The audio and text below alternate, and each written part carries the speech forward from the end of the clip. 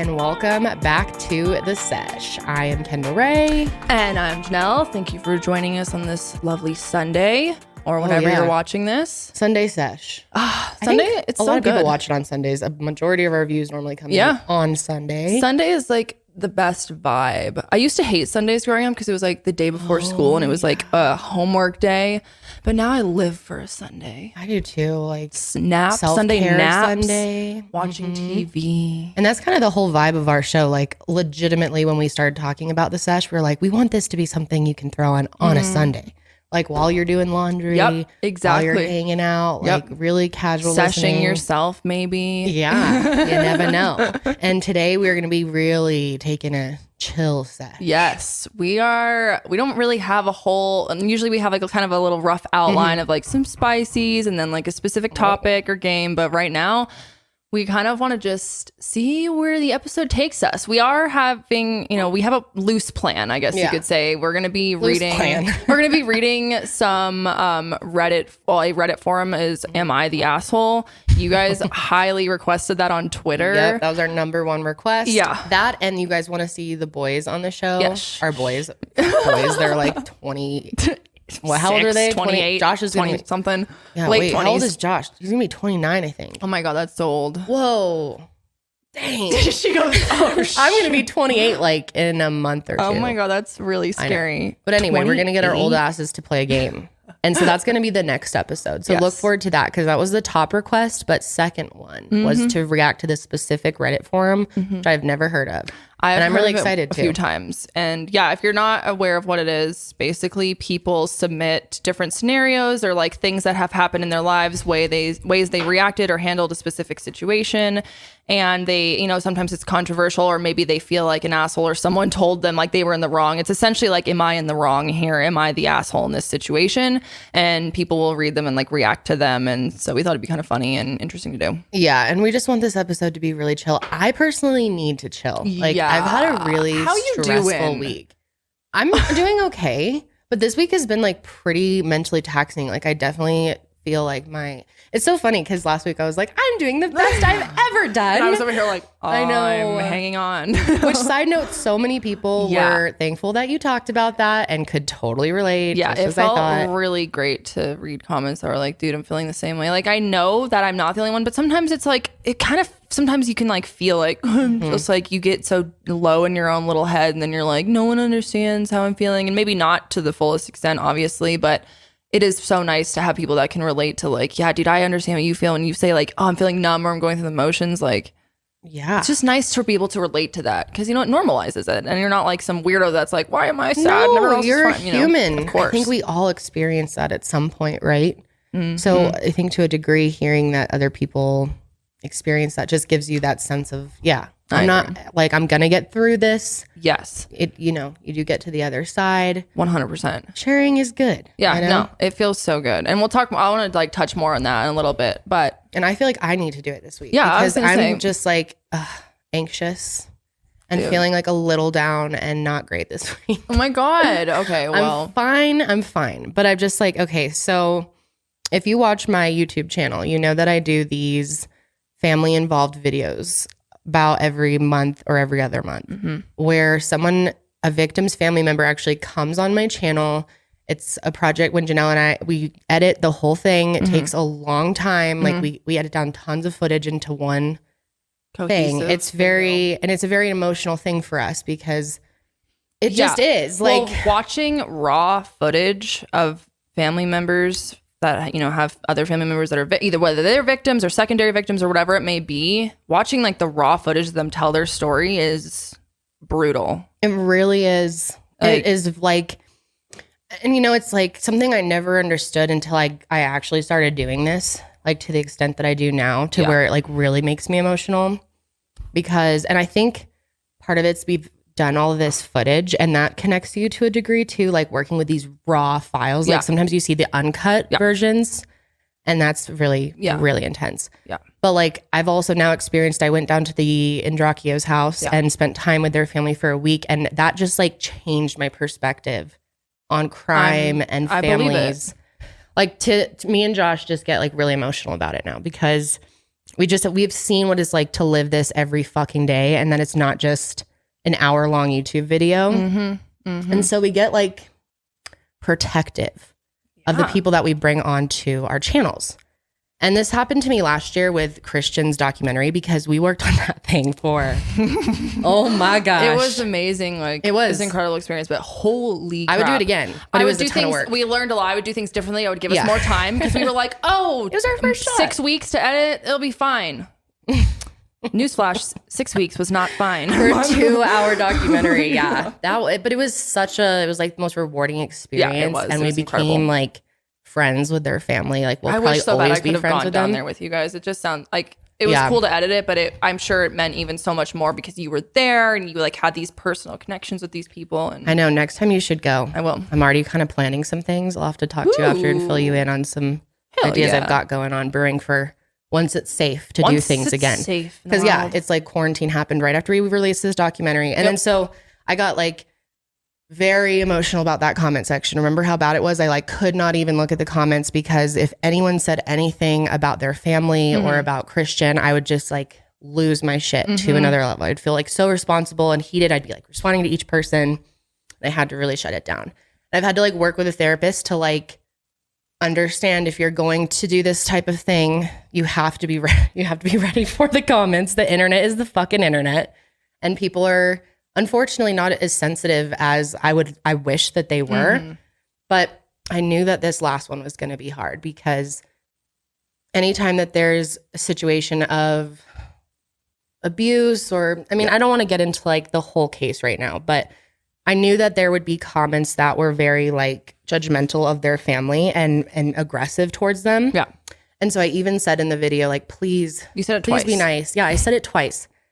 And I thought that would work. And it didn't work. It did not work. And like, I knew it wouldn't work. Like, I knew like, not that it would work. I knew that there'd still be people who are like, fuck that, I'm going to do it anyways. But it was kind of wild within even like the first hour you posted it. And normally the first hour is the best people. Because it's like the real like homies that have your notifications on. They're like fans. They're not like trolls or people.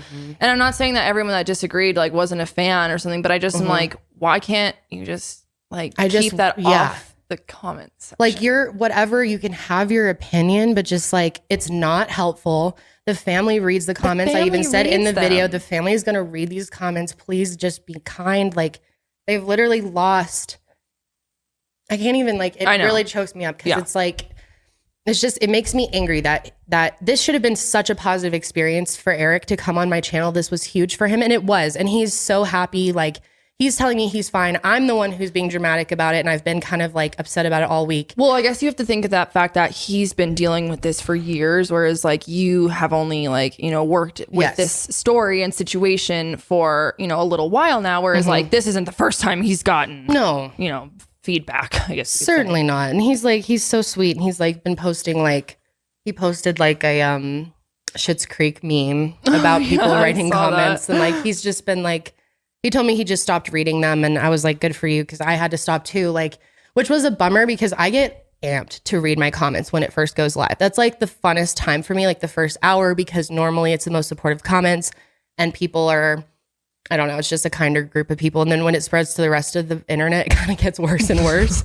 So normally I'll like tune in for the first hour or two, and then I kind of like dabble in it for the first 24, and then I kind of tune out. But I had to get off this comment section in the first hour. And that is so shitty, because we worked so hard on this video. It meant so much to Eric. It was one of my favorite ones, just like how it came out. I just thought so proud of it. It was like, it pulled on my heart so much. I was like, I thought it was like really beautiful how it was like ended up turning out. Yeah.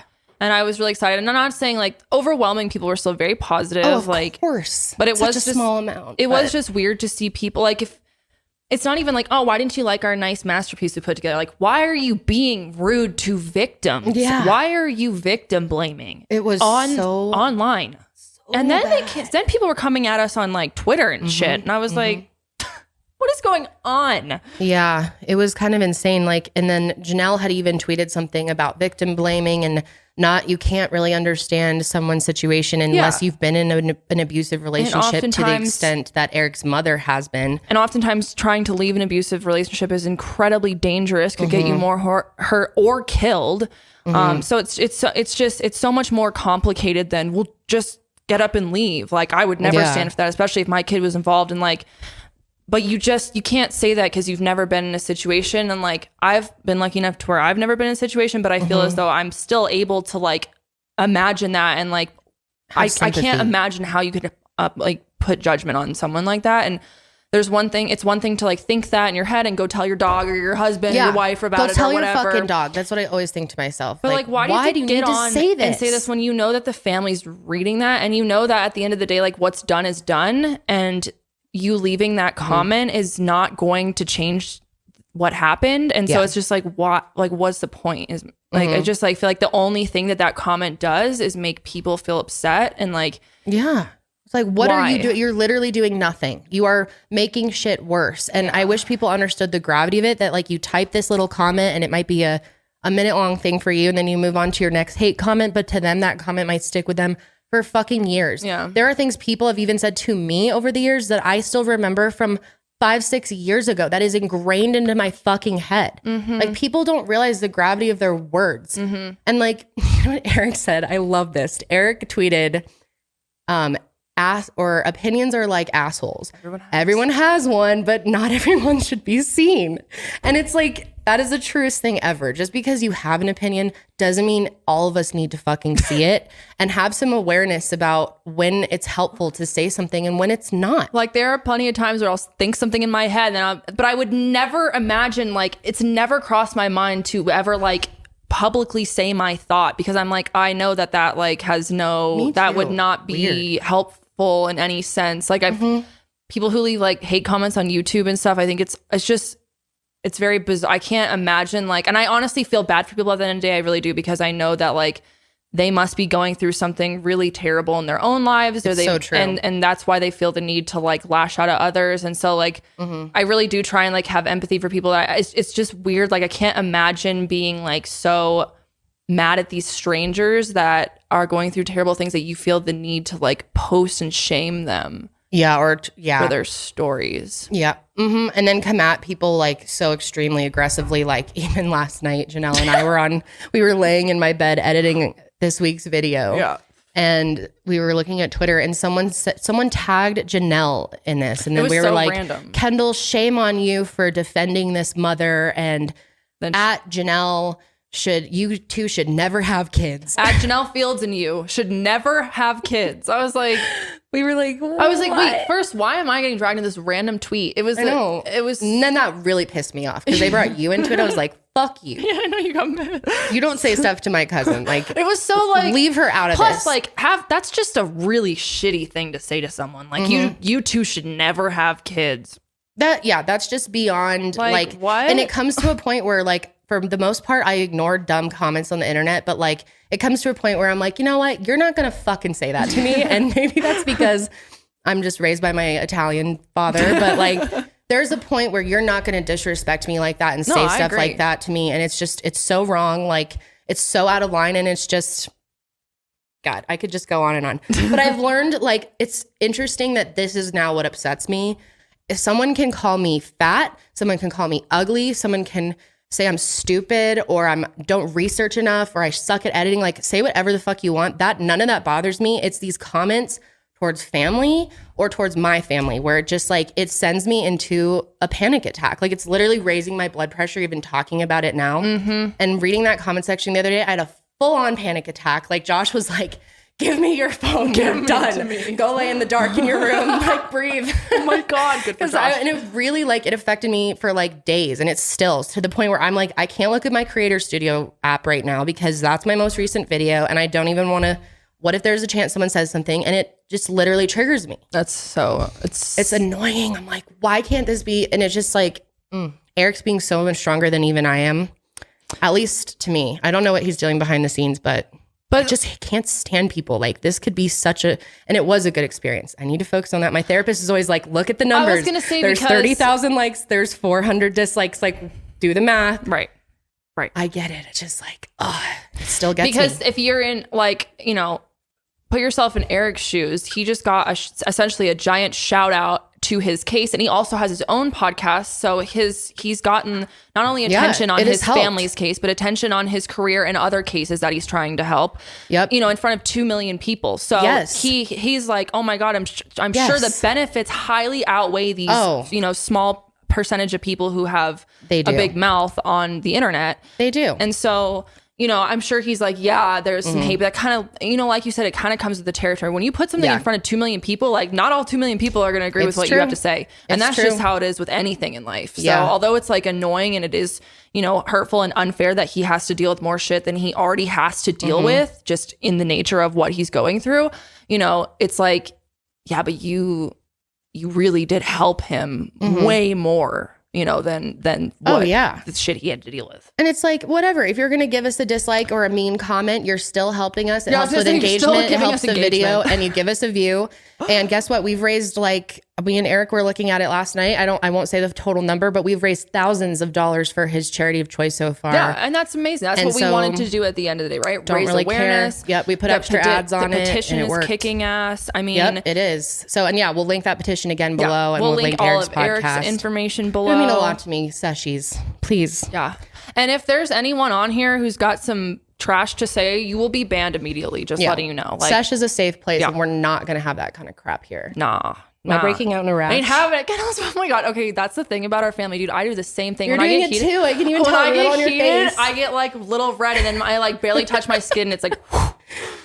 So now we need to just like. Grammy used to get that, dude. Our grandma used to get like the angry rash. I think a lot of people. My mom tells me that's like an Irish thing, but I don't know if that's real. Maybe. But I don't even know how Irish we are. That's another thing. My ancestry results keep fucking changing. So could be Irish. Don't know. Yeah, wait. At least I was born in Boston though, so I think I can wear a Celtics hat. Okay, true. Wait, but what's up with the ancestor thing, low key? Can we talk about that for a second? I don't know. I feel like we should do an episode like reviewing all our results, because I did an episode of my like channel one time reviewing my 23andMe results. And they were so fucking wrong. Like, they updated it years later, and now they're completely different. Like, I don't understand. Okay. And I remember showing them to my grandma years ago, and she was like, "These are wrong." She's like, "There's no way you're way more Italian than this." She's like, "No." She's like, that is not right, dude. I was understand. Like, no, it's science, no. They change all the time, though. No, they change, yeah. And like, I did 23andMe's updated too. What's the difference? Because you've done both 23andMe Ancestry. Josh did both for me because of health reasons, because he thought the 23andMe would give me like, maybe they would figure out what the fuck was wrong with me before, but they didn't really tell me anything. Yeah, they're different. Yeah, we should sit down. We should like compare them. We should do an investigation. So I don't even know how much they actually can tell, because it changes constantly. I did mine like probably 4 years ago or something. And then I looked back on it like 6 months ago with you, and it was like totally different and way more specific. And then I always get these emails that are like, "Hi, your ancestry is updated." So I'm like, I don't even believe what I am is what I am. I don't even know what I am. Yeah. I don't really know. And then like, we need to compare ours and like see and make sure that our sides line up. That's another thing is on Ancestry. It says we're second cousins, which I'm pretty sure we've even said this on the Sesh once, maybe. Yeah, but did. What the hell? It says some dude is your first cousin and I'm the second. We don't even know the dude. So this shit's wrong. We need to expose it. We need to expose it. Oh my God, we should, dude. That's amazing. Dude, you know what I just realized? I've got to take my medication. Oh, yeah. I've got a dentist appointment today, guys. And why don't you update the people on your mouth situation? Should we take a little quick break before we do, I was gonna say, let's take a quick break. We'll thank a sponsor or two, and then we'll be right back. Okay, guys. I have been sitting in sweatpants for 12 months now, and it's time for me to get some new clothes.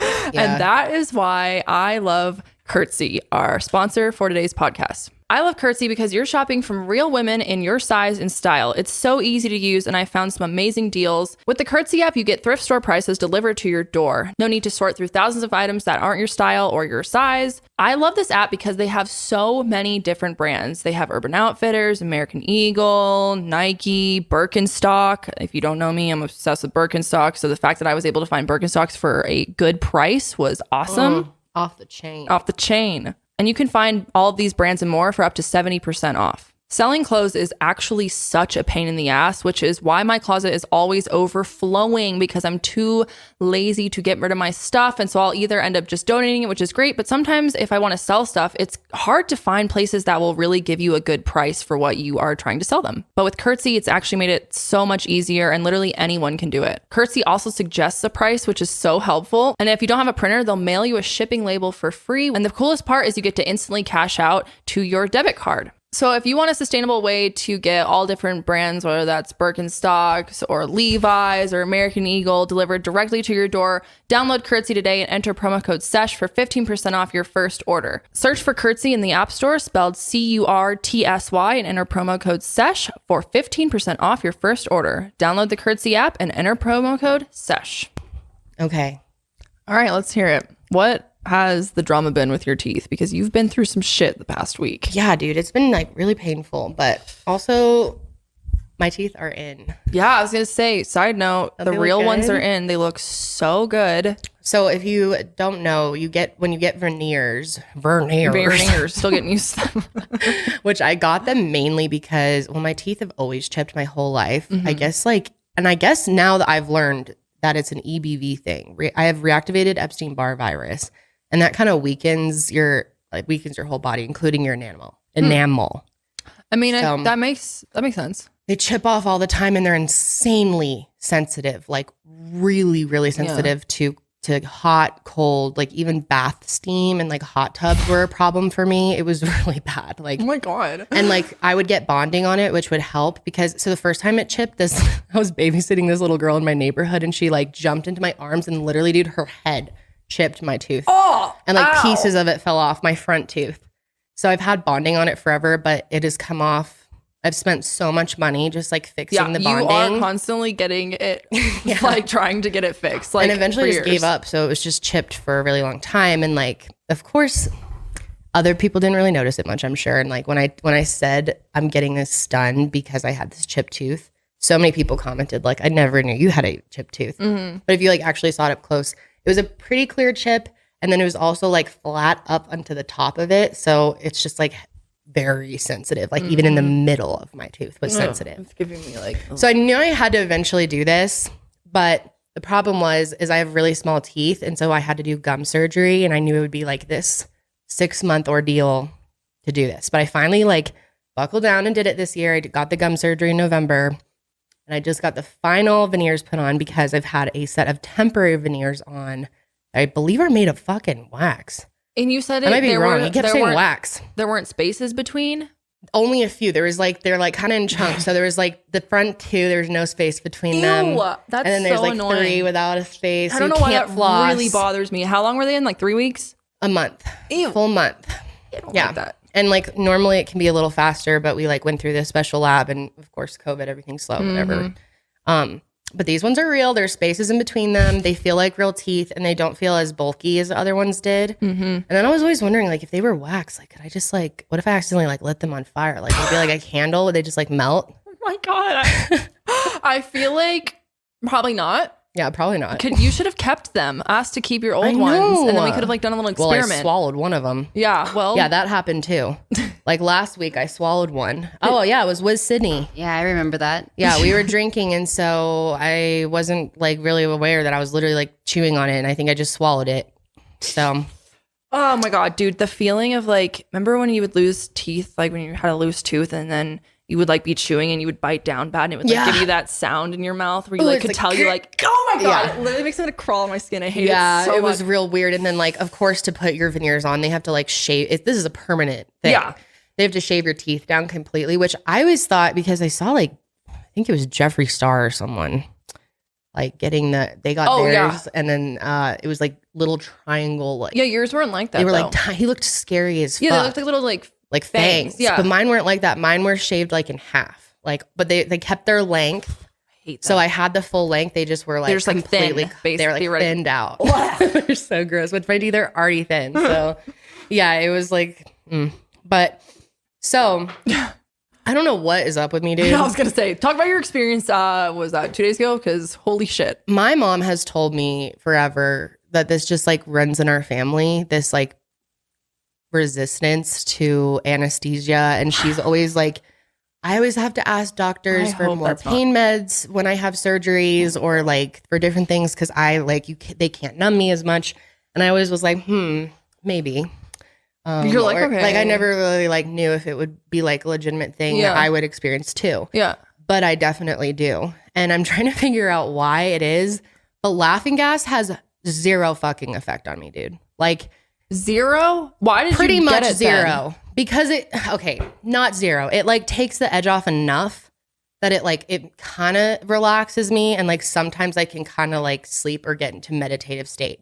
But it doesn't make me feel like, she was like, your hands should be feeling kind of tingly. A lot of people feel like they're lifting out of the chair. Yeah, I felt like Jesus himself rising. Dude. But you were also a child, right? I was a child, yes. But I remember nitrous made me feel fucking high as balls. Like I was literally sitting there, my whole body was tingly. I remember I was like, and I just remember my mom being like, this is like the closest you'll be feeling to like drunk essentially for many years, Janelle. And I was like, yeah, this is awesome. Have you ever had nitrous in? Laughing gas? Yeah, I have. Did you feel like good shit. Pretty affected by it? Yeah, I mean, it works, but I like knew what was going on. Yeah, you still know. Like, you still know what's going on, but did you feel like floaty and kind of... Oh, I felt like, I definitely felt it. I feel like, you were like texting. Yeah, I would not have been texting. I'm having full conversations with the dentist, making jokes, talking about Twitter, thinking about my YouTube videos and my calendar while I'm there. Like, it's insane. I'm like, bro, I am dyslexic and even I could do math right now on this laughing gas. It's not doing anything for me. And they're like, are you sure? And they keep turning it up. And it happened at the oral surgeon too. They're like, you're turned up all the way. You sure you're not feeling this? And I was like, nope. Like, you guys are gonna have to do something else because I feel this. So they kept having to just pump me with Novocaine. Yeah. And so the other day when I got the veneers on, it was only supposed to be a few hours. And my dentist is amazing. Like, love my dentist, love the hygienist. She's a big fan of my channel, actually. And I love her. She's the sweetest person ever. But it took so much longer than it was supposed to because they had to re-numb me like every 30 minutes. And he was like, I've literally never seen this with anybody. I went through a whole tank of their laughing gas. A whole tank. She was like, she had to take it out and fill it up again. Because we still had a few hours to go. The whole thing took like 7-8 hours. And it was supposed to take a few. And I'm still not done. I have to go back today. That's why I just had to take medicine because I have to take something to relax me before I go in because of how sensitive I am. And I don't even think we're going to fuck with the laughing gas today. We're just going to like numb me, take this medicine. Hopefully it relaxes my body enough. But I can't figure out what exactly is going on here. I think it's a combination of things because I tweeted about this. And people have given me all types of answers. First of all, it's very common for people who use cannabis to have issues with nitrous.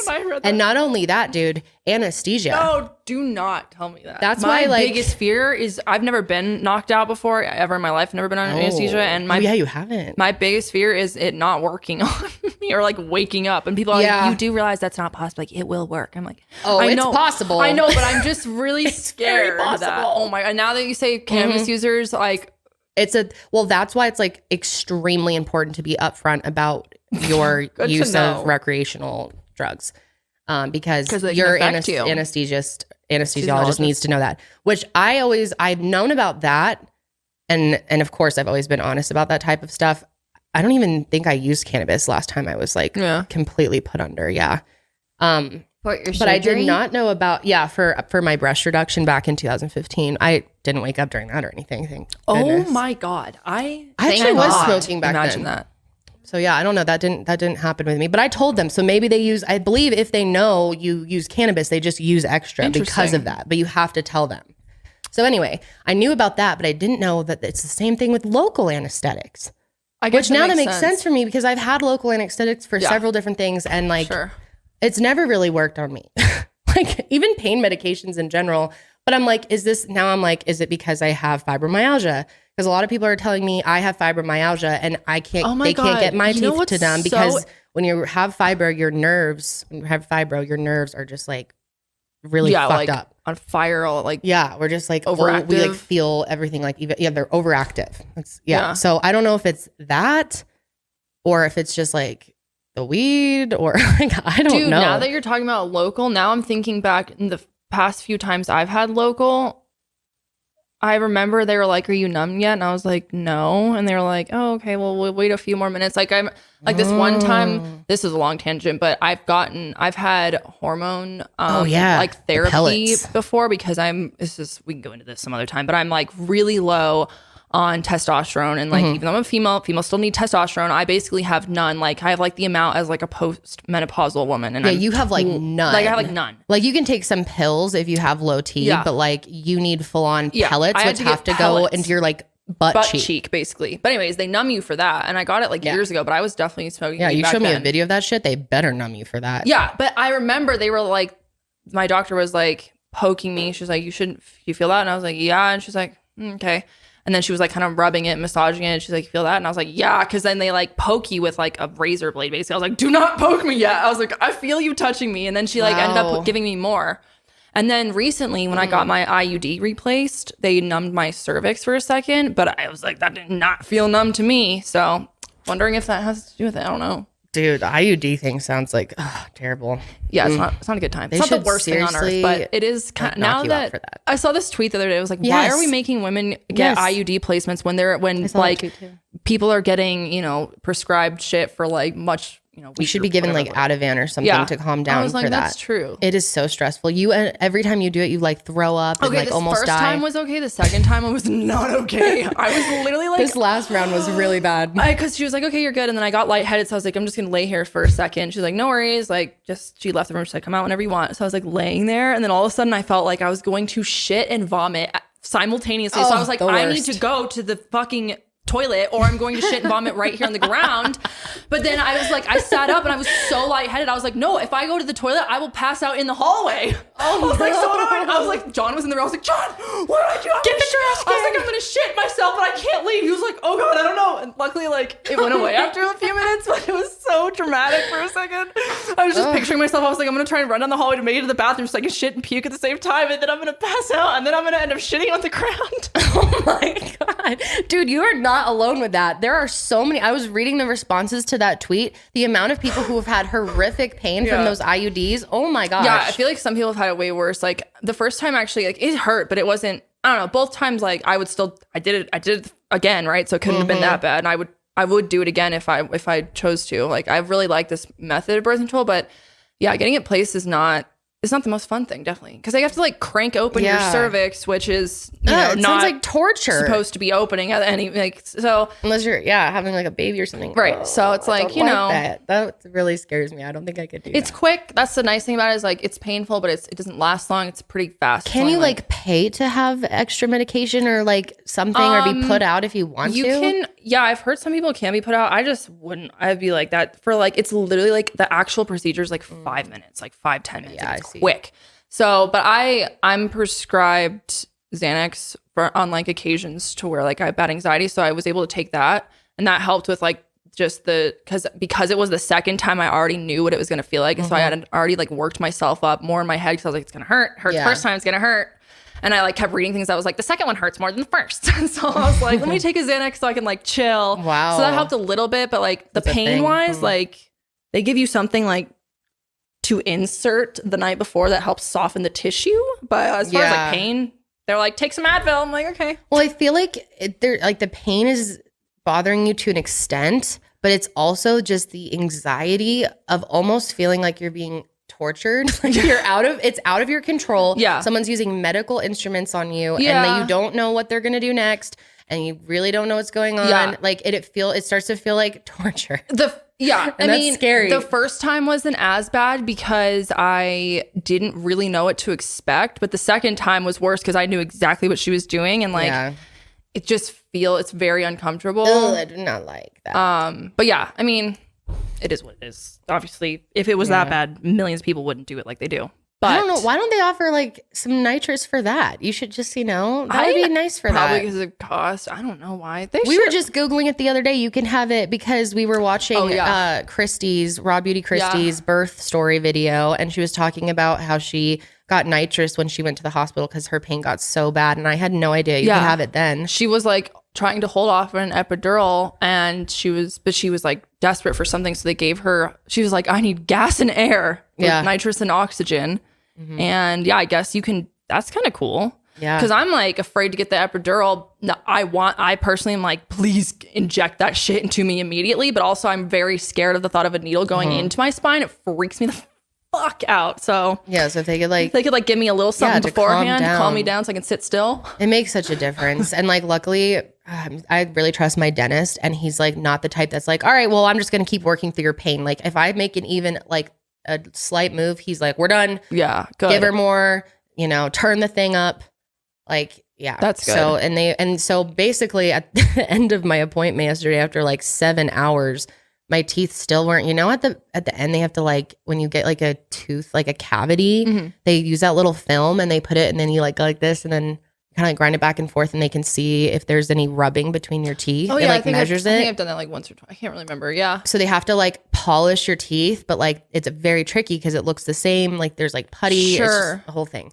So he was trying to do that to me, but right now you could work on the front of my teeth and it wouldn't hurt, but the backs are so sensitive because that's where my real tooth is. Oh. And Josh was there and he could just tell I was in the laughing gas wasn't doing anything for me at that point. And the Novocaine it was like wasn't nothing. Working. He literally was like, I can't numb your teeth. I don't understand that. He seriously texted me after. It was like, I've never had someone not be able to get their teeth numb. I mean, when you have Novocaine, you should feel nothing. I know. Nothing. It was wild. Like, that's insane. I know.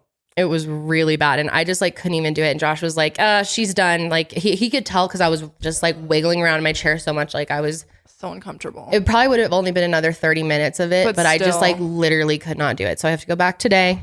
And that's why I took Halcyon. Oh my God. I can kind of feel it now. It's starting to make me feel a little bit tired. Hell yeah. Kendall just falls asleep on the table. I'm hoping I can. I've fallen asleep there before because I have, when they shave my teeth down completely, I was on Halcyon and laughing gas together. Yeah. And that just put me to sleep.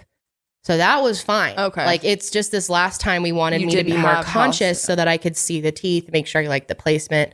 So it's just, I know this is boring to some people, but yeah, it's just been like this. No, I don't think it's boring. I think it's people just kind of like fucking, I mean, some people just don't like the dentist, and it's not, I've never been like that, but it's just like the pain I've been experiencing recently. I'm like, is it the fibro though? Because I never had this when I was younger, like before I had like reactivated EBV, which has been like the last 5 years for me. Yeah.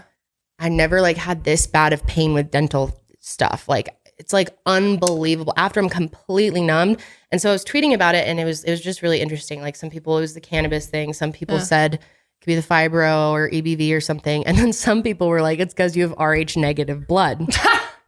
So that was really interesting. And there were a bunch of comments saying that people, especially redheads, which most redheads have Rh negative blood, have this issue with anesthesia and not being able to numb yourself with anesthetics and all that stuff. Oh my God, that's so weird. So yeah, it's a very interesting topic, and I kind of wanted to bring it here because our comment section is always really insightful. And like, I thought I want to know what you guys have. Maybe some of you like work at a dentist or something and have some insight on this, but dude, yeah, even my dentist was like a little like tripped out by my teeth. He was like, what the hell's going on here? That's so bizarre to me because like anytime, like I've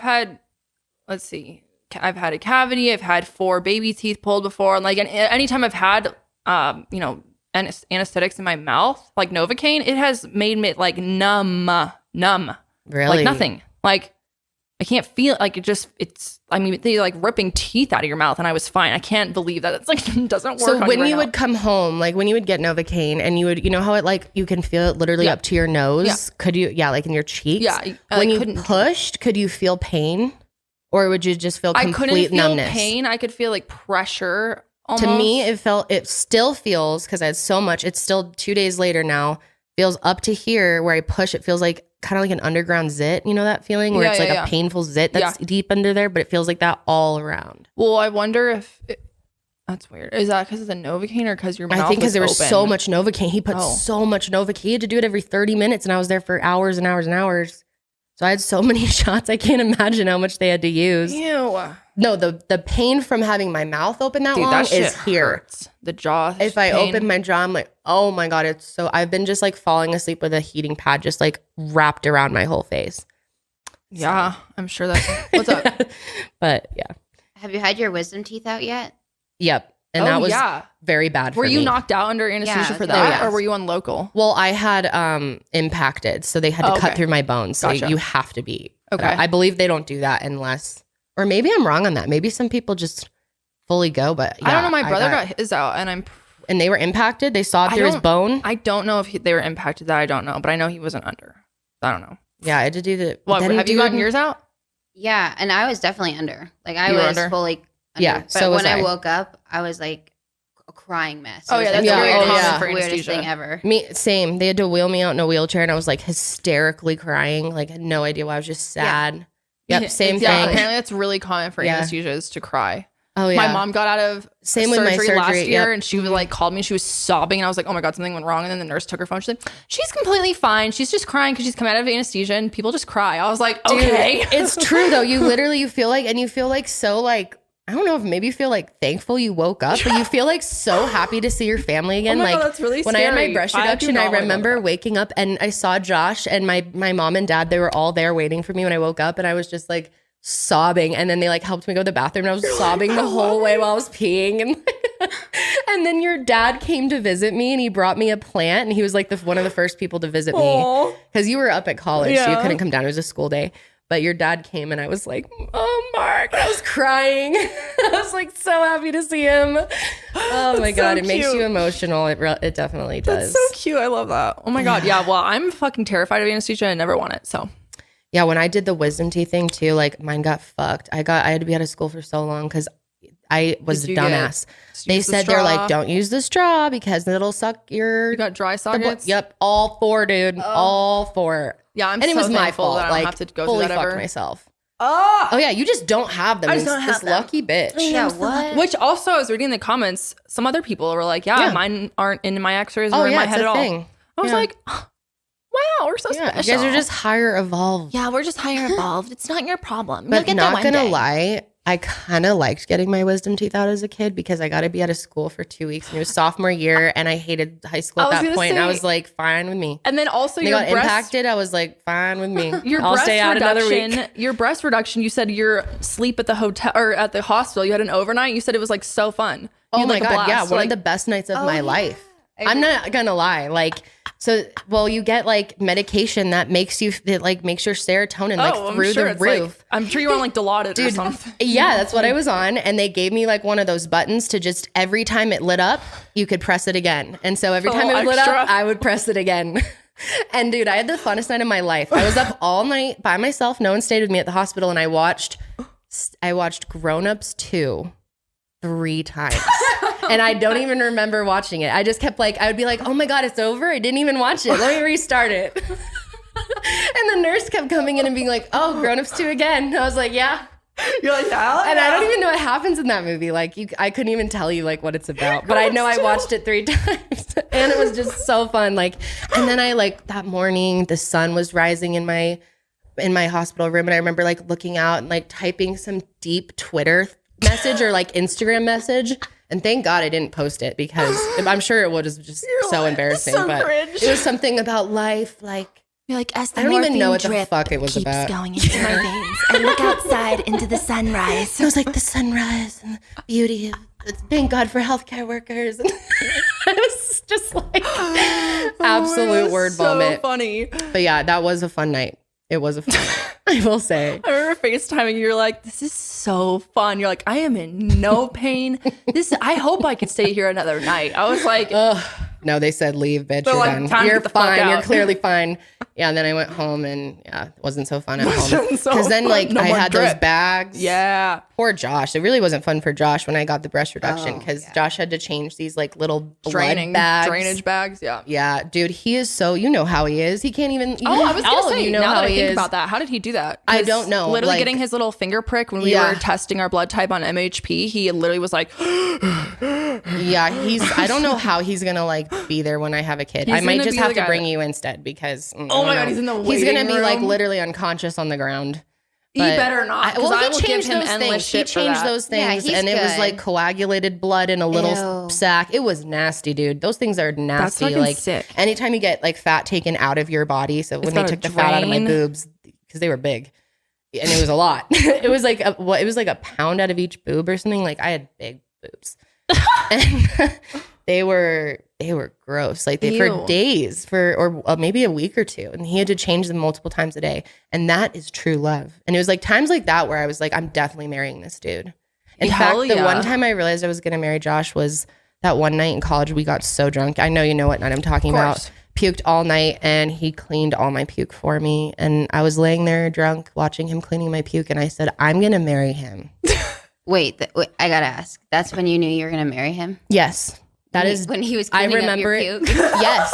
I was like, and he still loves me. He was coming over and kissing me on the forehead. And I'm like, laying there feeling like the biggest piece of shit. I was like, all my friends are mad at me right now. I really fucked up tonight. I'm an asshole. I'm a crazy drunk. I chipped my tooth on a vodka bottle, and my husband is here. Well, my boyfriend at the time is here. I remember cleaning my vomit, giving me hot washcloths, giving me lavender oil. Like he's an angel, and I'm marrying him. That's when I knew. That's when I knew. That's so sweet. I swear, like I'll never forget that moment. I was on the couch watching him like on his hands and knees cleaning all, because I didn't make it fully to the toilet. It was like, it was all over the place. I think I remember you telling me that, but I think that it was a legit moment for sure. It was definitely the moment I was like, marriage done. Oh my Sign God, me up. that's so cute. And also like, I knew he'd always take sweet. care of me, and he will. He like still, he's just, I love him. Yeah. Now this medication is going to make me cry. We have to stop talking about this. I just love my husband. Why don't you cry about how much you love your cousin, huh? I love you too. I could cry about joking. that. I could cry about how much I love all of you. Yeah, me too. Okay, let's talk about some assholes, because I'm going to get too emotional for you want this to talk shit. about assholes? All right. Yeah, let's talk about assholes. Wait, now. really quick. I wanted to mention this comment that I just wanted to mention something. Oh no, now you're really going to make me cry. Whatever. You're going to bring up Maggie's comment? Yes, I'm bringing up Maggie's comment. Okay, sorry, it's happening. So you guys all know that last week I came on here, was like, I'm feeling rough, feeling sad. And you guys all left such sweet comments. Like people were so sweet. Oh my God. Except for there was this one comment from this username. I believe it was like Maggie something. I don't remember the full username, but it was this long comment. I'm not gonna like go into the details of it, but it literally touched me and inspired me so much. So if you're out there watching, thank you so much. Like you have no idea. This was the first comment that ever made me cry. Like it really touched me. I like sent it to Kendall. I was like, this is so sweet. Like I felt like literally inspired by you just like reaching out and like how your life has changed in the past few months from like watching this show. And anyways, it was just really meaningful. So thank you so much. If you're watching, I wanted to give you a shout out. It's so nice when we get comments like that, and there's so many of you who write things like that to us, where they just of comments that were so sweet. They like lift us up in a way that you have no idea, especially because sometimes those negative comments are like just mean things like, "Who gave these dumb bitches a microphone?" You know, just kind of like it evens it out. It's kind of funny. It makes us. No, we actually love these it. We two think dumb it's very bitches got a microphone. Sorry, not sorry. Actually, I don't think anyone's ever said that.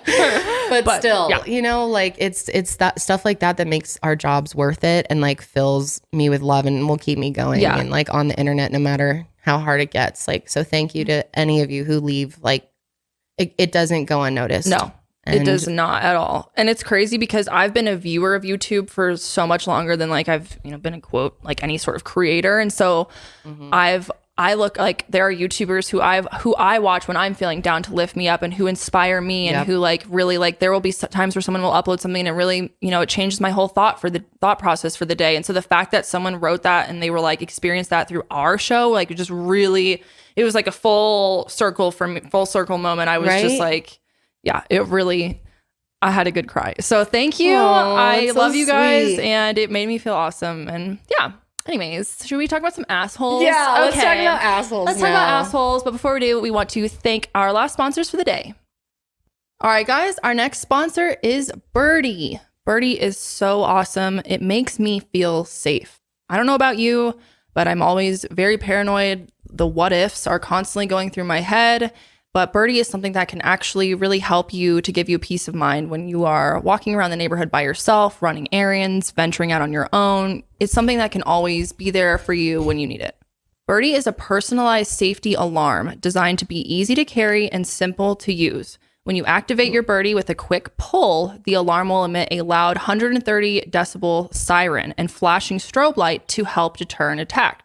And unlike pepper spray or other deterrents, Birdie is not dangerous to you, so you can feel confident to use it without the worry. And Birdie goes wherever you go. The alarm comes in multiple colors and has a brass keychain so you can attach it to your keys or to your bag or whatever you're carrying.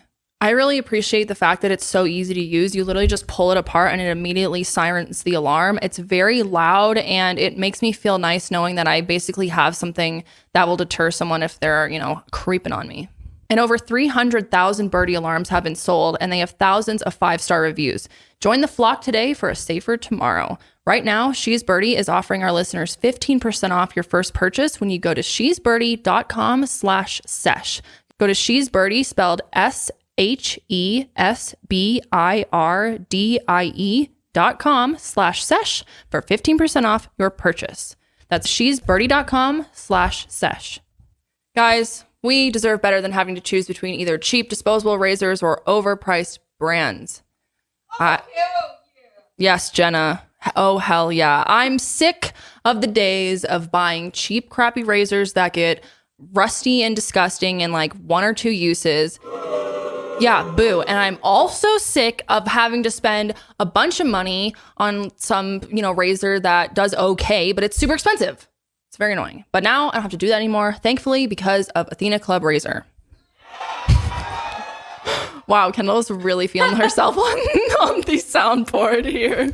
Okay, Athena Club Razor is expertly designed with the sharpest blades on the market. These one-of-a-kind blades are enhanced with a revolutionary water-activated serum that has shea butter and hyaluronic acid for a skin-soothing shave with maximum hydration. Seriously, these razors make you feel so hydrated when you're actually using them. Like, they glide really easily. You don't get nicks around like your knees and stuff, like the trickier areas, your ankles. It makes things very easy and smooth.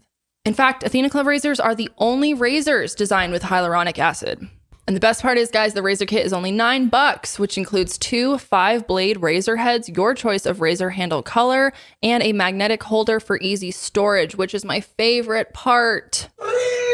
It seriously is brilliant. The magnetic holder makes everything better. No more gross, soapy, nasty, moist razors. And I also get new blades shipped to me on the regular, so I never run out. And it doesn't even stop at incredible razors, you guys. They also carry self-care essentials you need, from period care to body care, even probiotic and multivitamins. And every single product is vegan and cruelty-free. So stop using razors that underdeliver and switch to Athena Club. Sign up today and you'll get 20% off your first order. Just go to athenaclub.com and use promo code SESH. That's ATHENACLUB.com with promo code SESH for 20% off. Hello. Hello. How are you feeling? Good. Feeling good. Kendall's got to get ready for her dentist appointment here, but we thought we would end off the show with some Am I the Asshole Reddit forum. Am I the asshole? Am I the asshole? So we basically just get to judge people and determine if we think they're assholes or not. Sounds fun. Let's do it. Sounds fun. Let's do it. Okay, here we go. First up, these are kind of long. Bear with me. I haven't read them yet because I wanted to be surprised. So let's see what we got.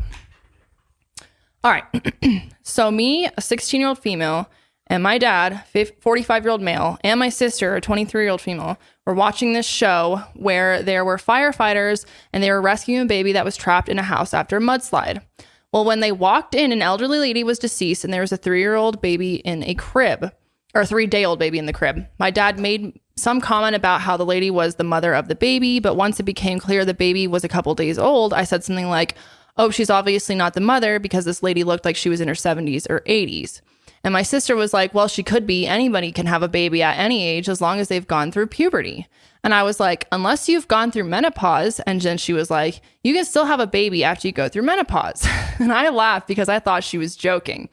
Then she asked why I was laughing, and I told her, "You know why women go through menopause, right? Like, it's not just because they hit a certain age and just randomly go through it. You know what happens to their uterus and what happens, right?" And she said something like, "I thought it was just hormones." And I told her, "It's because a woman runs out of eggs and you obviously can't make a baby with no egg." And she got all pissed off at me and said, "Well, I didn't know that. You don't have to treat me like an idiot." I genuinely thought she was kidding. We usually joke this kind of way where we act like we don't know about certain topics, that we're uneducated. And she's also a very educated person, so this really felt like she was joking. If I would have felt like she was actually serious, I would not have laughed at her. I would have taken the time to actually educate her. Am I the asshole for assuming she already knew why women went through menopause? This is so funny to me Because it's literally a 16-year-old telling a 23-year-old about babies. Yeah. Wait. Kendall's like, wait. I'm just like trying to understand why. She thinks that you can have babies before going through, like, what, even she didn't know that menopause means you can't have babies anymore. Like, so, okay. So is she the that's asshole okay. for telling? Apparently her sister got really mad at her. Who are we asking? Who's the asshole? The person that called out her sister for being like, you're an idiot for not knowing about menopause. I think you're an asshole. You do think you're an asshole? Yeah, because it's not necessarily her fault. Maybe she hasn't had a good education when it comes to her body. A lot of women don't get good education when it comes to our bodies. And we do this like stupid little sex ed, or maybe her parents kept her out of sex ed for all we know. And she just had no idea what menopause actually was. Like, shit, I was about to be like, no, you're not an asshole. I think you should have known that. But I mean, damn, you're kind of right. I mean, I don't see the point in like shaming, like educate, but without the shame. Otherwise you're an asshole. Unless I'm misunderstanding. No, that's right. No, I think you understand it right. I mean, yeah, maybe she doesn't know. But I just thought seems like pretty common knowledge, but you know, we never know someone's experiences. Are there cases of people getting pregnant in menopause? Is that even a thing? I don't know. Can you get pregnant during menopause? Once you're postmenopausal, your hormone levels have changed enough that your ovaries won't release any more eggs. You can no longer get pregnant. Okay. Interesting. Oh, you can still have IVF though? That's interesting. Oh. Maybe. So maybe you can. Huh. I don't know. I guess if you gather an egg. Is this person that is judging their sister, is it a boy or a girl? It's a female, 16 years old, judging her other female sister, 23 years old. Okay, so that makes it she a was little basically less like being bad. like, how do I, being the 16-year-old, know this? I don't think you're an asshole necessarily, but I think you should just kindly educate your sister. That's sweet. You heard it here first, folks. Kindly educate your sister. Okay, moving on to the next one. I, an 18-year-old female, recently won $800 off the lottery. I don't play often, but I had a good feeling that day. On my way out, my sister, 23-year-old female, asked if I could go do her a favor. I told her sure, and since she was going to the store anyway, asked if she could pick me up a ticket. I gave her my card. The ticket was purchased with my money. Now my sister is saying she wants to split the money with me. I was going to buy her something with the money, as I guess they won like $400 or something. I was going to buy something with the money, like a pair of shoes or a nice new blanket or a nice new necklace or purse with something, but I don't think she's entitled to $400. Yeah, I guess they were going to like split it. Hey, I would buy a $400 blanket if I won the lottery, if that existed. I'm sure it does, actually. You would fucking buy. If you bought Casey Musgrave's like giant candle, how much was that thing? Oh my God, I'm embarrassed to say it was like $80. And I won't ever burn it. And that's the saddest part. I just want to look at it. No, I love her too much. I can't literally do that. Why did you buy the candle? If she put out a blanket for $400, I might save up and buy that shit. Because if Casey puts her name on it, I'm like a sucker and I'm done. Okay, well, if apparently like her sister's really mad at her for not giving her half the money because she feels like she's the one that went and got the ticket. That's bullshit. But the other girl bought the ticket herself. Yeah. So like, would you, if I gave you $10 to go buy a ticket and you bought me a ticket and it won, would you want to split it because you're the one that like went out and got it for me? You'd be like, the person who purchased the ticket, that's their ticket? No, she already got paid her $10 to get the ticket and that's it. That should be it. Like, what the hell? So no splitting? No splitting. Okay. Unless the sister wants to. I feel like people will be split in the comments on this because I feel like they're gonna be like, yeah, but I was the one who like went out and literally purchased and like brought you back the ticket. But you did a service. You paid for a service. Okay, so let's say in a different world that you can pay a Postmate to go get you a lottery ticket and you pay them the service to go to the store, buy the lottery ticket and bring it to you. If it wins, does the Postmate also get a percentage of your lottery winnings? But they were being paid.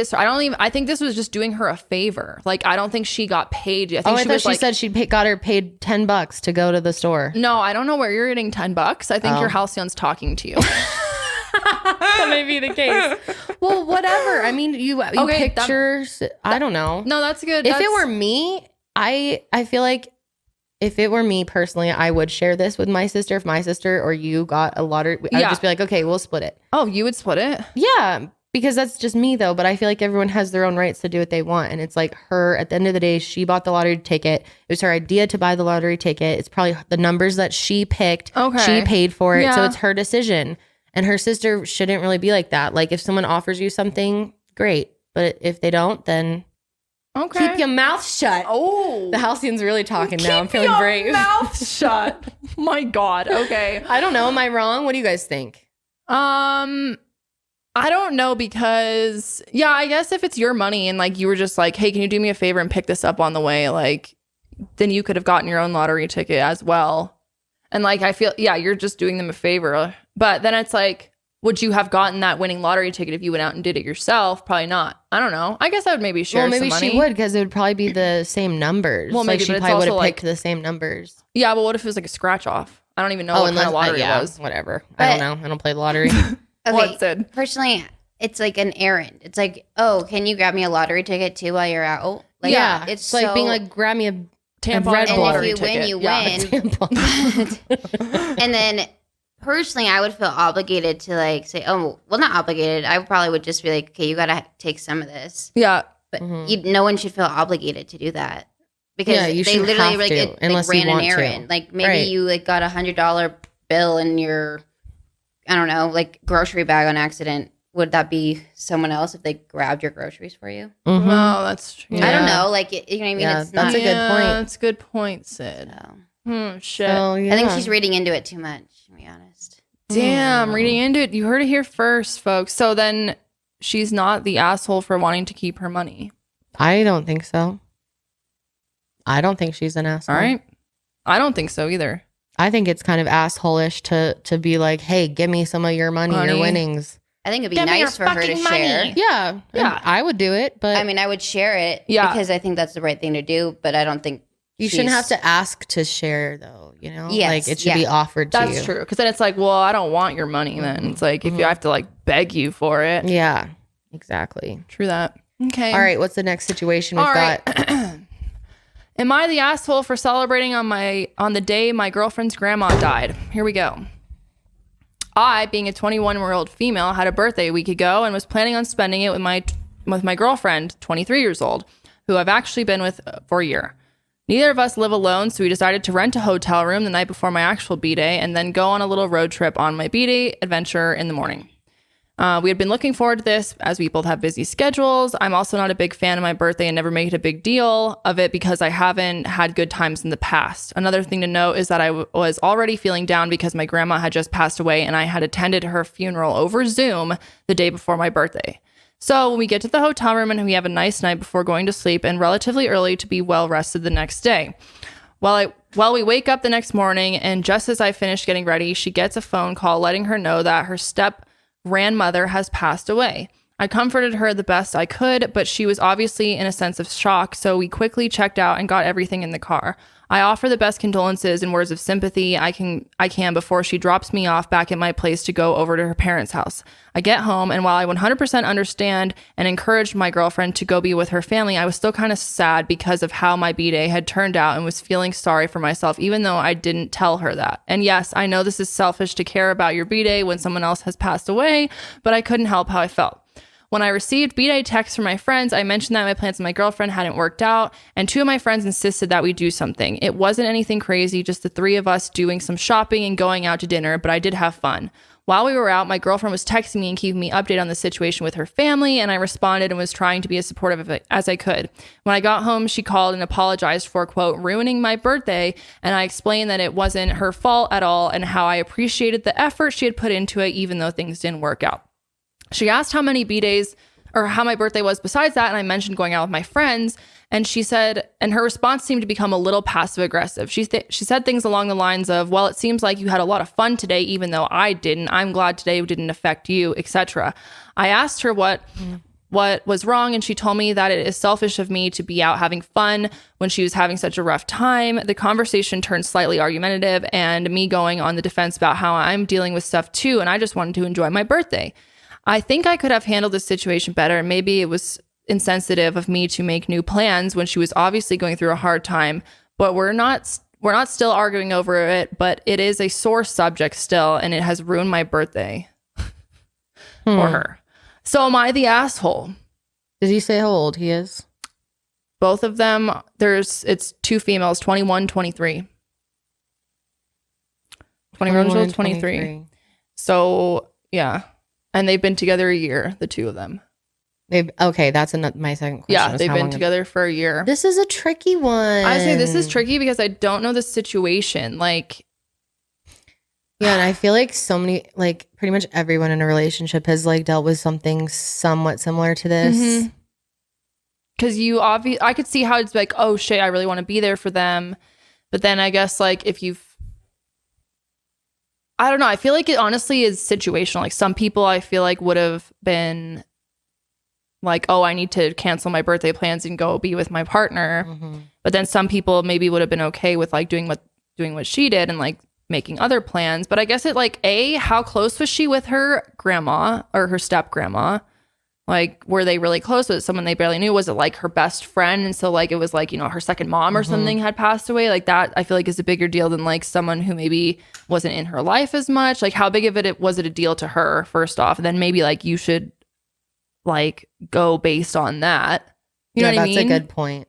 Like if they barely knew them and she doesn't seem that upset. But then also like the girlfriend should have been like, hey, can you be with me today? Like I'm really upset if it was really upsetting her. Yeah, she should have like, if she really wanted that, she should have expressed that. And maybe they could have made plans to celebrate on a different day. Because yeah, that is hard. Like I don't know how I would feel in that situation. And I know personally if there was a death in the family for Josh or I, even if it was on one of our birthdays, the birthday thing would be canceled. And we would both be fine with that. And like we kind of have different, I think it just depends on your values. I don't think this person's necessarily an asshole though. Like I get wanting to have a good birthday. And yeah, like you said, is it like how emotional is this really for her partner? Yeah.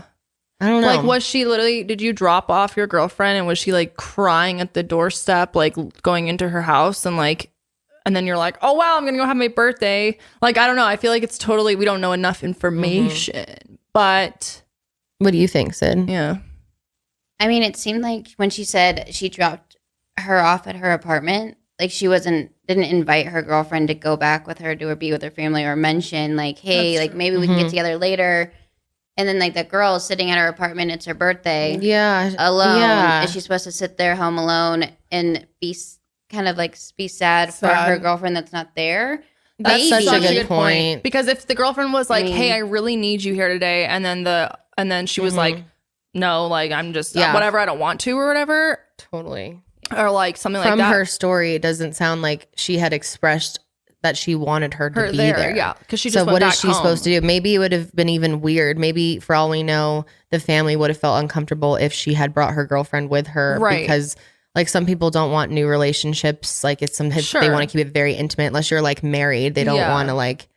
So maybe she wasn't invited. So is it a straight up issue of like, I just don't even want you having fun today if I was sad, having a bad day, or was it like I wish you were with me? Because like if I was doing something and they couldn't be there with me and it was their birthday, I would be like, you should go enjoy your day then. Like, I think it's a little lame to be like something bad happened to me, so now my day's ruined. But I'm not going to have you, like, I don't want you a part of my, quote, ruined day. So I want you to go be miserable on your own day by yourself, though. On your birthday.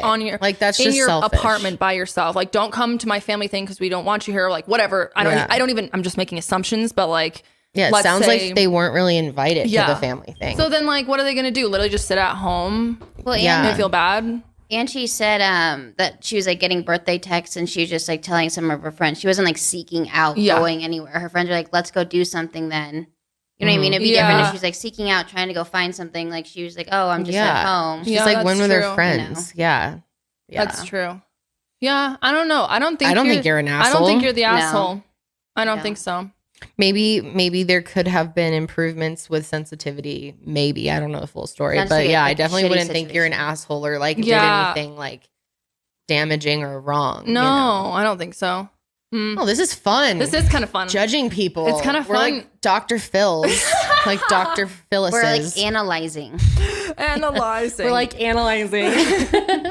We're like All right, analyzing. ready to like analyze the next like. God. We need to get that on a soundboard. We're Please, like analyzing. delete that. That sounded so wrong. But you said No, I am not deleting that. That is staying. That was amazing. I like how Sid says delete it instead of cut it out. I'm not delete. No, that shit is not being deleted. That was amazing, and I liked it. Okay, That was good. here we go. Am I the asshole for deciding to not go to a friend's wedding? I have 2 close friends from college. Let's call them Jane and Bride. Jane and Bride? Bride. So the bride and then Jane. Oh, okay. I believe is where they're getting at. I thought the girl's name was Bride. Right. So we don't see each other often as we work in different cities, but we all keep in touch. However, me and Jane only found out about Bride's engagement last December when Bride decided to post on social media. This week, Bride sent us a message inviting us to her wedding, which happens 3 weeks from now. The wedding happens on a weekday. What? Jane and I both have work on that day. We asked why the wedding is, quote, suddenly happening. That's when she confessed that they've been engaged since August and have been planning since last year. Am I the asshole for feeling like Jane and I are just backup guests and deciding not to go? No, Jane also won't attend the wedding after hearing I won't go. So, and I guess explaining what backup guests are, meaning guests you invite last minute because they have seats to spare. Also, my issue is not the invite itself, but the fact that the engagement wasn't exactly shared with us. I think friends are supposed to share life-changing moments with each other. Okay, this is very interesting. This is interesting because I had backup. I was going to say, doesn't everyone have Everyone, backup? I think, does. I don't know. And then I didn't know what to do with it because my options were, okay, I could just like take chairs out. Yeah. But there was more like, okay, so obviously you have to like limit how many people you can have at your wedding. Or else you're going to invite everyone you've like ever liked. Sure. And it's just going to get insane. And, and their friend. And of course. You know, so like there were a couple people that I do like, I'm not that close with, that I had kind of on my backup list that if other people couldn't make it, maybe I could fit them in. And I never knew if that is that like extremely disrespectful. It might be. I might be totally in the wrong with that. I don't think but I did invite some people like maybe a month before. There were like a few people from college and I was honest about it though. I like sent them a message. I was like, hey, like my parents wanted me to limit how many people were at the wedding. So I wasn't able to like include you in the original list, but like I don't think that's uncommon, dude. No pressure though, like, you know. I don't think that's uncommon. But one person I sent that to never replied and then never talked to me again. And I think I like offended her, but we weren't that close. Oh my God, you got to tell me who this is. I'll tell you later. I'll tell you both who it was later. But yeah, after that, I've never had any interaction with her after that. I think she was literally offended that she was like a backup guest, which I hate having like, but it's expensive. Well, this shit is so expensive. You literally can't afford to have every single person there. And it's like, if I can include you, I'd like to include you. And like, I wasn't going to be mad if someone couldn't come. I just think that's so weird to get I don't know, like getting offended because you weren't that close with that person. Not like at all. These two seem like they're like good friends, these three. Yeah. So like that, I would be a little like, hi, you haven't told me. If it was one of my best friends and they were just randomly like, hi. This is someone I like hadn't seen in a few years, was not very close so with. I don't understand, like this post made it sound like they were best friends. So I'm like, I don't think you're the asshole for being pissed. Like I would be pissed too if one of my best friends didn't tell me, then like randomly invited like 2 seconds before. Yeah. But I completely understand like if it's someone who like you're not super close with, so you don't like consider one of your best friends, like why would you get butthurt over that? Like who cares? Right. Really? And it's not just to fill seats. Like oftentimes at that point you can still like cancel seats and like lower your budget even and save money. But it's like, or I really do like this person. It would be nice to have them there. If I have the opportunity, why not invite them? I think that's most people's thinking, but I can see how people take it and they're like, oh, I wasn't on the original. I'm just your backup. It's like, well, dude, come on. Not everyone. Someone has to be backup. Like wait till you plan your own wedding and you look at those numbers. You're going to have backups too, you know?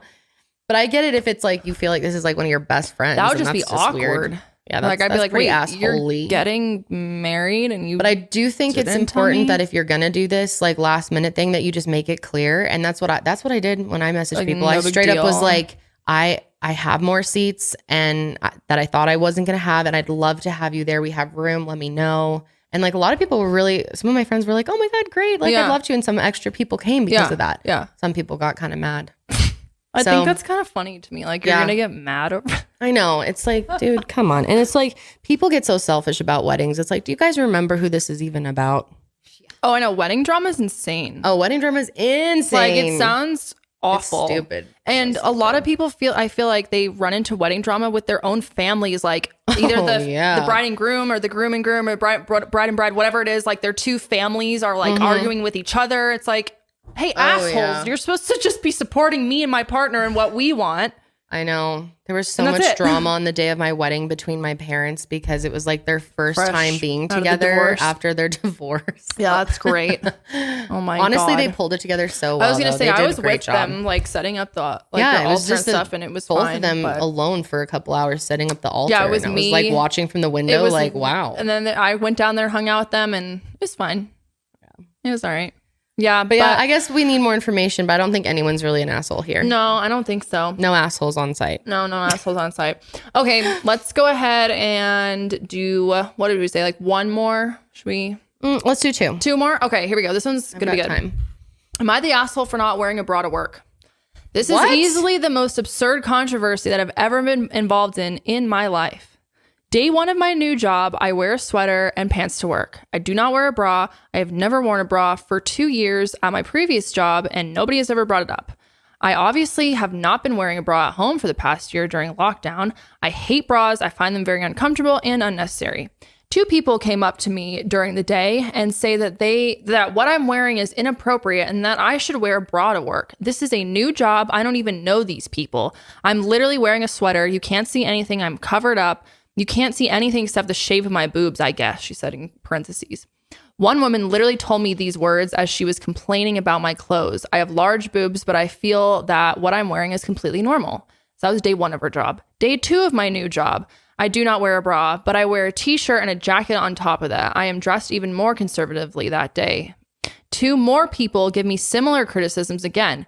One of them is a secretary of my supervisor, and so this is getting serious. I mentioned to her that the office literally has no dress code and that employees can wear what is comfortable. She says that there is still an unspoken etiquette to be followed. She also mentioned that the shape of my boobs were very visible. The 2 years I spent at my previous office, I did not wear a bra once. I usually wore sweatshirts or t-shirts and blouses, most of the time along with a jacket. Even though I may have large breasts, I did not see an inappropriate or a problem. Am I the asshole here? Wow, that is... I'm going to process that first. It's so... Oh, God, so many things. Okay. Well, first of all, I'm not wearing a bra right now. First of all, I'm not wearing bras, so... The titties are out and they are relaxed and they feel good, and I don't care. Titties out have been like my vibe for like probably 3-4 years now. Dude, ever since I got my breast reduction, bras have been like... And only if I really need them, you know? Like, and I love my Third Love bras. I really do. I know you do. We know we love those. But like most of the time, if I can get away with not wearing a bra, I just like sweatshirts and stuff. Not into it. No. Okay. Like, why do we need to wear bras? What are your thoughts? Yeah. Sid? Well, okay. So like exactly what you said, if I can get away with it.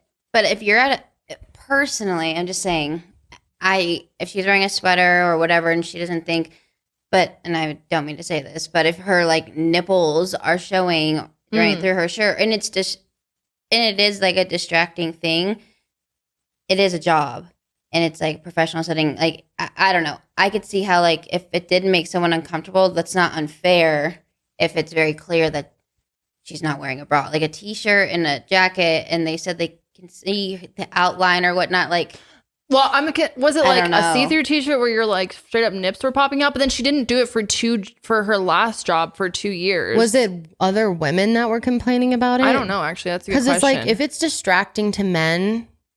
Sorry. I just don't really give a fuck. I just can't. Yeah, I mean, I don't think it's a big deal, but I don't think she's an asshole. No. I just think that maybe it's a different view. It's like a word. Well, yeah, I understand. But I feel like it's more like, okay, well, if you're distracted by my boob, like I understand like traditionally, Sid, I agree. Like people in the workforce, like you are expected to have a level look of a certain way and have a level of professionalism, and traditionally like having nipples, you know, like popping out or like saggy boobs, whatever boob it is, like that's not in a cage, like it's theoretically is not like professional. However, I personally think that's a load of crap. Like these are my body parts. So why, if you find my body part distracting, as long as it's literally not like literal, like if I have my like tits like hanging out on the fucking desk, like maybe, okay. But like if I'm not wearing a bra, like that's your own problem that you're distracted by my literal body part. Okay, but really fast. What if like there was a guy just saying wearing tight ass pants and his like bulge was out, junk is in it, you can't see it. Maybe, or like, you can see it when he walks a certain way and you're like, you know, what kind of like, where does that that's a good question. That is a good question because like what if it starts to make you uncomfortable, right, and it starts to like get you're kind of creeping me out. Yeah I guess that's a great point, because it's like it is kind of a double standard of like I think I don't know. It's really hard for me because I think breasts are a little different though, because these are here to serve a purpose. We've all been like, well, most of us have been breastfed. A lot of people, you know, we like this is part of our reproductive system, part of our life. Like you literally does that make any sense? No, it does, because the drugs are hitting, but I'm trying to say no, it does, because I'm trying to say like there shouldn't be so much shame, and I just wish I understand that that's how like business professionalism is, and that's how society has made it that way. But like personally, I'm just like, you look over in other countries and people just don't even wear shirts. And I was telling Josh the other day, like I really wish that for swimsuits I could just go to a regular beach and just not even have a swimsuit on. Like they're just nipples. They're just nipples, just little fat and guys have them too. And like what the hell? So you know what? I think if they're gonna, if there's a policy where it's like no nipples, then the men shouldn't be able to show their nipples either. No tight shirts. If your nipples are too hard, men, flatten them out, put a Band-Aid on them or something. No one wants to see. It's distracting. Like it's a double standard. We all have nipples. They're a part of the body. Are we also gonna be like eyes are distracting? No, it's so true. Like stomachs are distracting. Like, your pants are too tight. Yeah, I can see your butt shape. It's too distracting. Like where's the line? Also, I feel like this ties into the whole conversation of like dress code in schools, because women have been taught like cover your shoulders, make sure your shorts aren't too short, because you don't want to be distracting for the boys. Fuck that. The spaghetti straps thing was such a conundrum. Like literally spaghetti straps. Have your 2 fingers, 3 fingers. Like why? Because I have shoulders and a chest. Like how about we teach them society from day one to like cover up, because the opposite sex might find you distracting and you can't get work done. Like I think that's not that's like fair. Encouraging to sexualize it. It's that's almost like saying, because that's what it is. It is sexualized. That's why like they don't want you to show it or whatever. But then why is that? Like it's almost encouraging the fact that it's literally being like thing. Guys have, you know, thoughts about you girls from a young age, and so that one right stop. There is sexualizing, instead of being like, well, we need to like learn what's appropriate, like an appropriate time to have these thoughts, which is not, and versus what is not. Exactly. Instead, they're just like cover up or go to the dean because you're showing too much skin. Yeah, I'm sorry, like guys run around on recess without shirts playing football. It's never an issue. Like, that's not distracting then? Okay. Yeah. I don't know. I don't know. It's a tough subject. It is a tough subject. And boobs apparently are really controversial. But at the end of the day, they're fucking mammary glands. They're feed things at the end of the day. Like, so, yeah. It just like, I don't think it should be. That just seems like a non-issue. Like, everyone just fucking chill. Let her wear her sweaters without bras. I was going to say, like, it'd be one thing if, like, in my opinion, she was having, like, if she was wearing tops that were clearly meant to like show off breasts, like of course there needs to be a degree of a dress code, but it's like if you can see a little shape of her nip under her t-shirt, under her sweater, I'm like, oh God, I'm literally on camera right now to thousands of people and I have no bra. And I don't give a fuck. And if anyone has anything to say about it, sorry. Try another channel. Sorry about it. Don't know what to tell you. This lady Thanks hangs for free. Your opinion. Thanks for your opinion. Love Thanks you. for your opinion. But with peace and love, I don't care. With peace and love, please fuck off. No, I'm just kidding. All right, what's the last one? Okay, last one. This one is this one's actually good because I want to know what you guys think about this. It's short, but it's a good one. Okay. I just bought a pair of Oakley aviator sunglasses for $4.99 because the girl rang up a barcode on the case instead of the actual glasses. I didn't say anything, just looking for validation because I feel like a dick that maybe I should have said something. $4.99. $4.99 for Oakley glasses. She rung up the case, not the glasses. So the guy got a pair of Oakleys for $4.99. Am I the asshole for not saying something? Oh. I don't think you're the asshole for not saying something. You don't? I do. You do? I do. I would never do that. And I've had times where that kind of stuff happens and I correct it. But here's the thing. Because I'm a good person, okay? Okay, here's the thing. I agree with that if it was like a small business or like, but like these giant corporations, I'm like, they're not losing money. Like I know, but I think the employees can get in trouble. Well, yeah, maybe they wouldn't. Because that's a big one. That's a big mistake. I feel like they'd get in more trouble if I brought it to their attention. Was like, yeah, your employees screwed up and charged me. I don't know, man. Though, Sydney, what would you do?